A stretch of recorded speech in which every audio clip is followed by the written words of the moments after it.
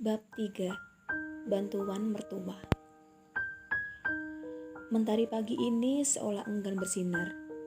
Berganti pekatnya tetesan air mata yang terpaksa aku sembunyikan di balik senyuman. Mas Danu masih terlelap. Di hari libur, ia banyak menghabiskan waktu di rumah bersama anak-anak, mengukir ketenangan bagi dua balita yang menjadi tumpuan harapan pewaris masa depan. Bu, dipanggil Tuan Besar.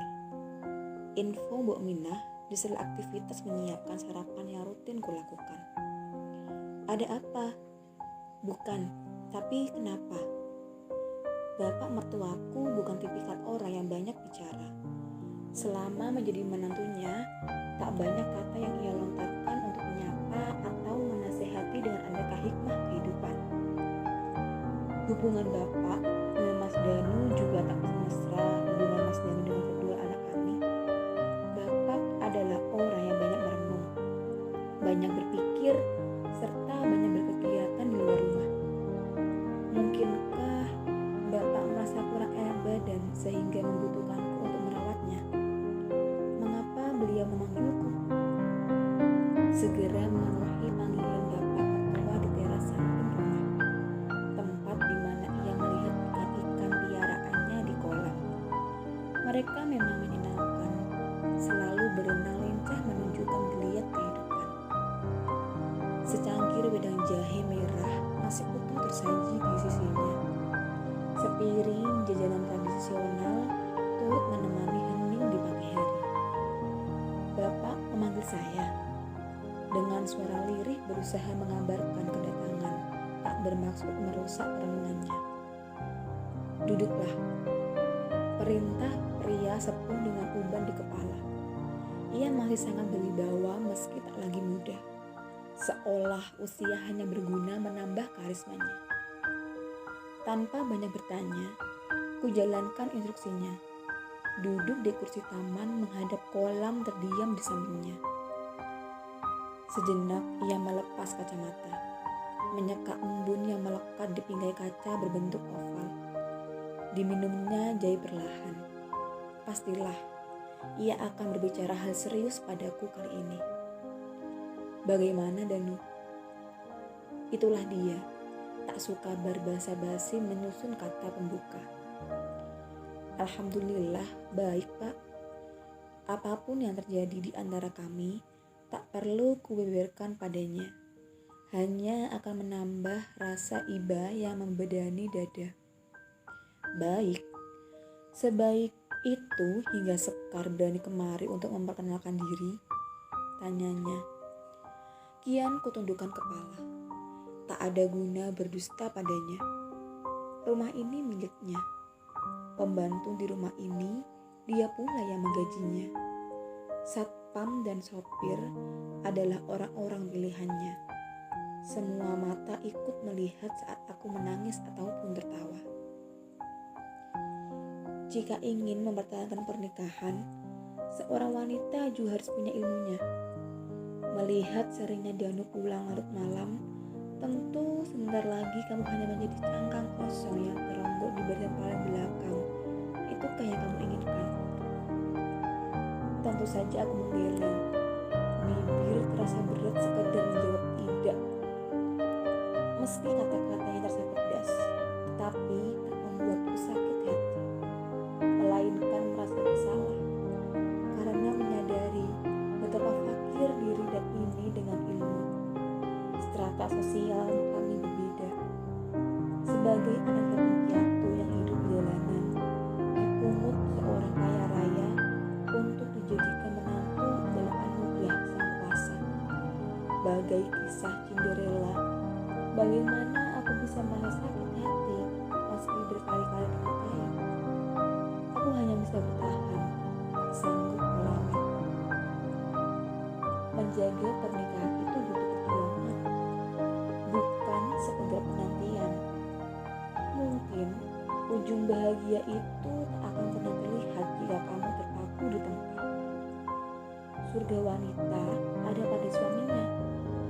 Alihkan pandangan suamimu hingga tertuju hanya padamu. Ku pandangi mertua penuh kebingungan. Bukan tak mengerti apa yang ia katakan, tapi tak mengerti bagaimana cara melakukan mengalihkan pandangan Mas Danu. Oh, itu juga yang ku mau. Tapi bagaimana bisa jika sejak pertama ia selalu membuang muka saat kami hanya berdua? Pasti beliau tidak tahu itu. Temui Caca, dia akan membantumu. Akhirnya, ia berikan jawaban. Caca, sekretaris mertuaku yang dipercaya mengurus bisnis keluarga.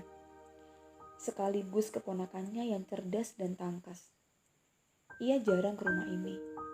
Namun, jika ia berkunjung, suasana langsung ceria seketika.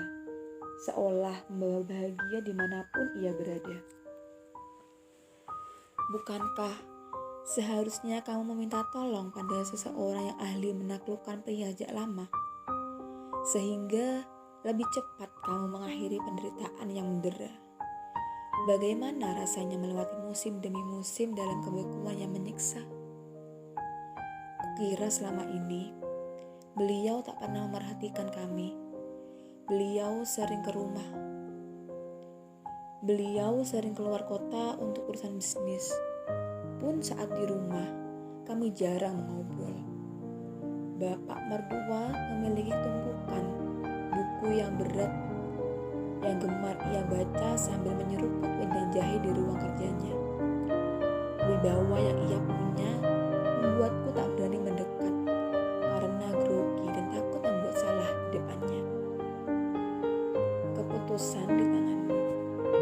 Tetapi satu yang harus kamu tahu, Laras. Saat ini Danu terlibat proyek dengan Sekar. Jadi interaksi di antara mereka dalam sehari lebih banyak dibanding interaksimu dengan Danu dalam 24 jam. Mereka tidak hanya berhubungan di kantor, namun juga di luar jam kantor. Kamu harus bergegas jika memang ingin menyelamatkan sekoci ini, atau kamu akan tenggelam bersama tsunami di kemudian hari. Mas, sarapan sudah siap. Kukabarkan pada suamiku bahwa hidangan telah tersaji. Isi kepala penuh tanya dan duga akibat kenangan semalam. Kalau Mas Danu terang-terangan menyebut nama kekasihnya di ujung klimaks. Menggeleng-gelengkan kepala, menghalau perih yang mendera. Terasa sekali bagaimana diri ini tak diingini suami. Hanya hasrat yang mendorongnya berbuat tanpa cinta mewarnainya. Ia berjalan menuruni tanah tangga, berhenti sesaat untuk menoleh, berbalik mendekatiku, didekatkan bibirnya ke telingaku, memancing gejolak dalam dada.